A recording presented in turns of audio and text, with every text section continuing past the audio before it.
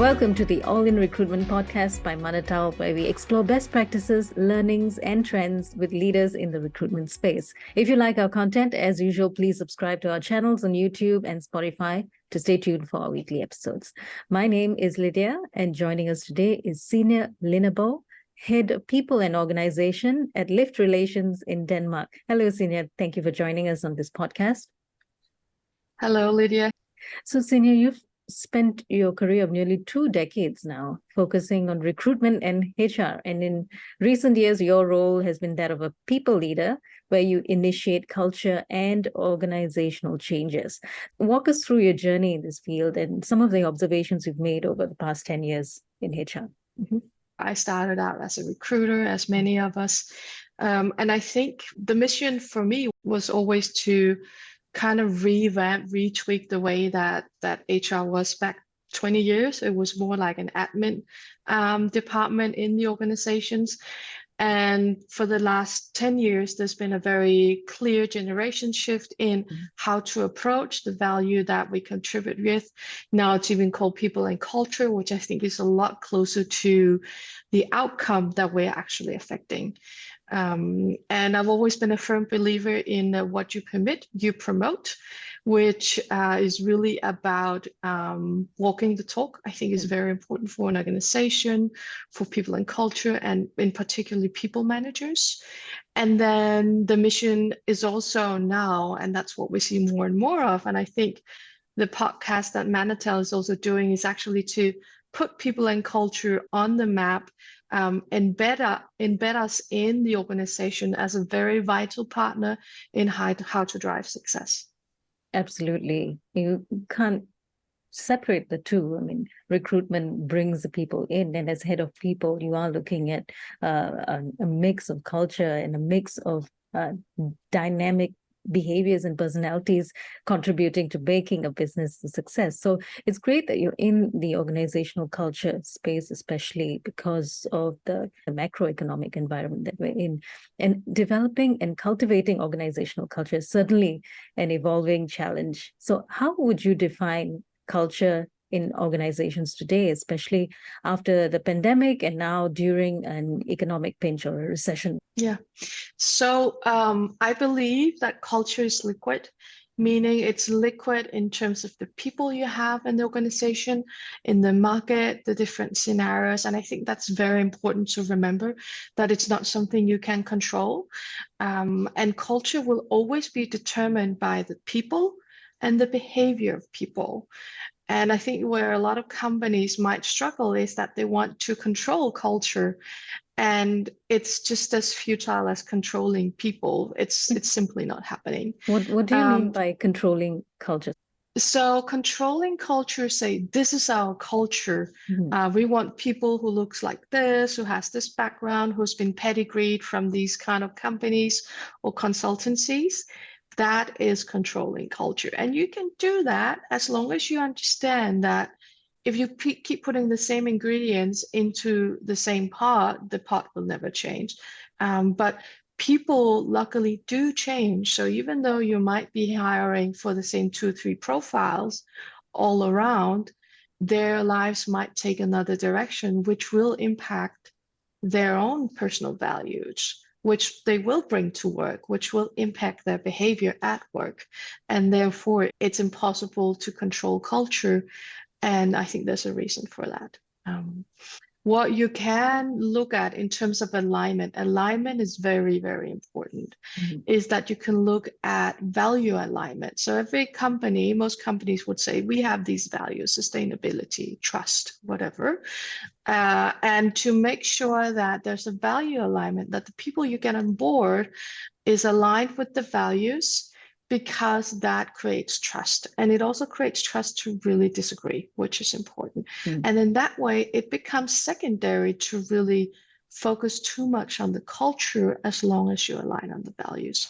And I think going after the pandemic, going through the recession now, it is so important to have value alignment, because a lot of people will experience, if they're not already, to have different hats, to, have to do a bit more work because we've had to let some people go, for example. And you can do that if you understand the mission and we are aligned on the values and we stand on this together. In today, the talent space is incredibly competitive, and we often see the push to hire for skill first and foremost, especially when it comes to technical roles.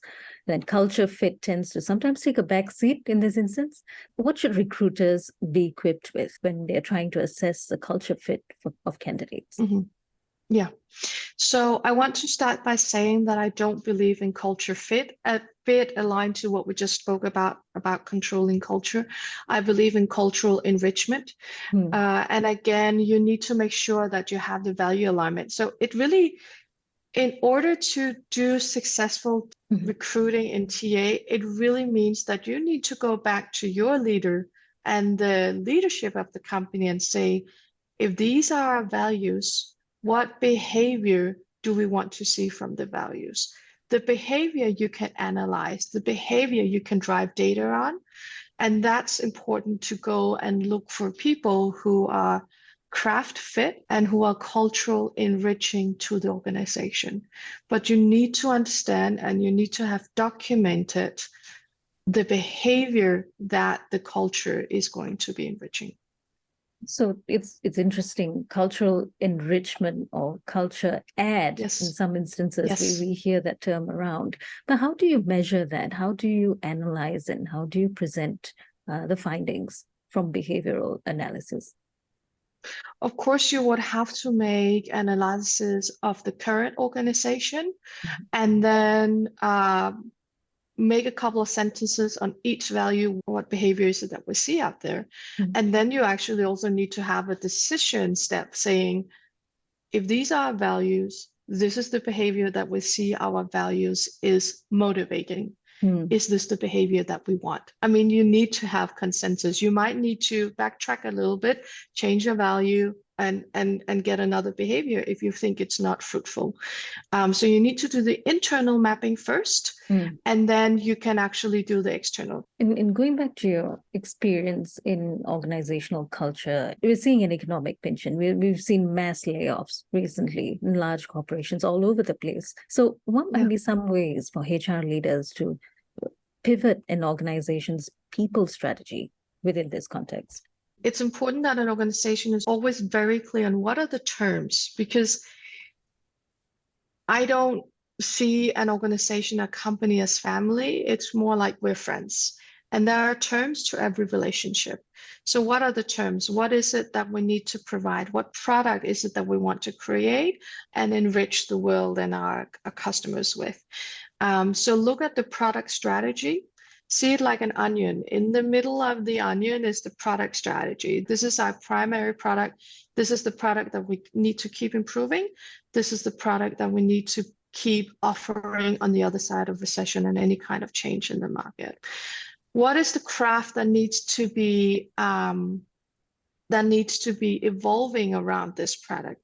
And then what kind of behavior is it that we need for this craft to be enriching? Because we all know the saga about hiring someone who's brilliant at the craft, but on the cultural and personal level, it just didn't work out, which is really painful for companies. So we all know that you need to consider these three layers. So understanding the product strategy, the market fit, understanding the craft that needs to deliver this product, and then understanding which kind of behavior is enriching. And maybe also, we talk a lot about that it's even just as important to define what's the opposite behavior that's not enriching. So if an organization at its very early stage, so for instance, a startup, they are scaling fast, and HR leaders are probably already thinking about these things. How do you make sure that, towards the end or further into the recruitment cycle, you're actually getting people who would enrich?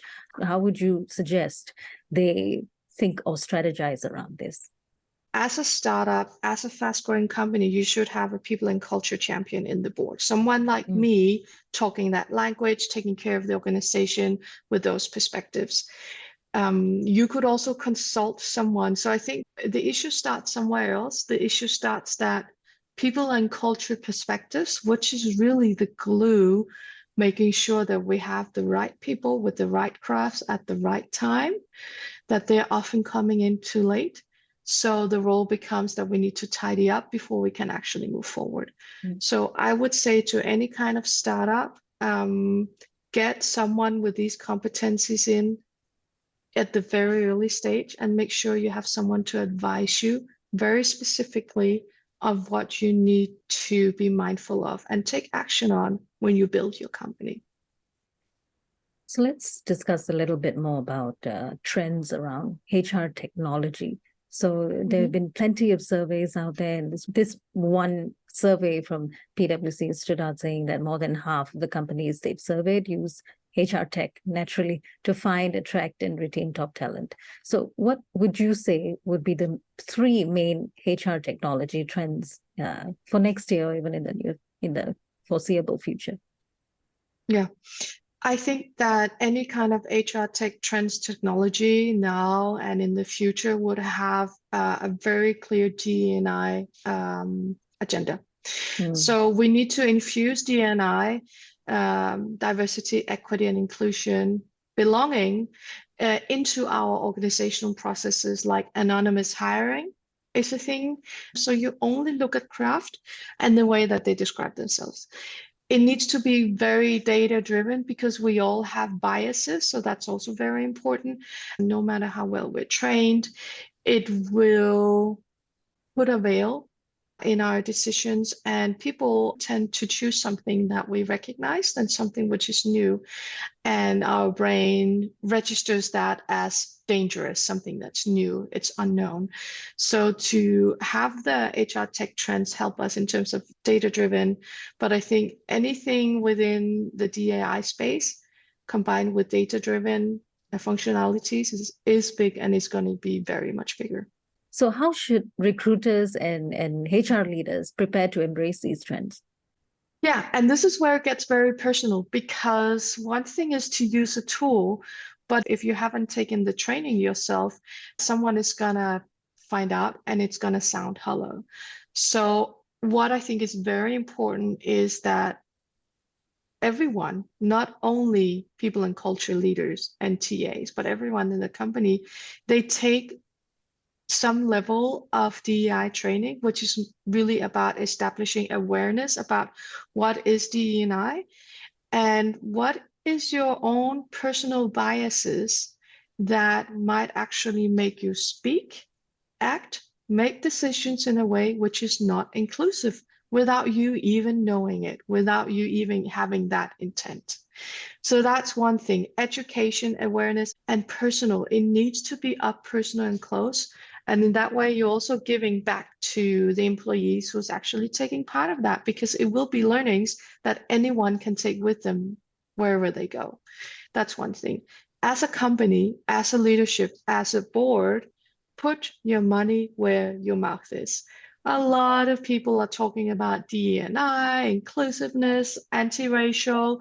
When there's Pride Month around the world, we all see the flags. And my question is always, are they putting the money where their mouth is? A lot of companies are not. And it's positioning them as an employer even worse. And then the last thing is, as an organization, also as a person, and definitely as leaders, be prepared to be uncomfortable to develop. Everyone wants to develop and grow, and growing and develop is in its core to step into unknown territory and put yourself out there to fail and succeed by learning. And that is uncomfortable. A lot of people are not willing to be uncomfortable to grow, but everyone wants to grow. In terms of technology, what kind of technology, specifically around automation, specifically for HR and also recruitment, which can get very hectic, especially when you're doing recruitment, mass recruitment. What kind of technology would HR leaders and recruiters need in order to execute a successful recruitment strategy? I think so.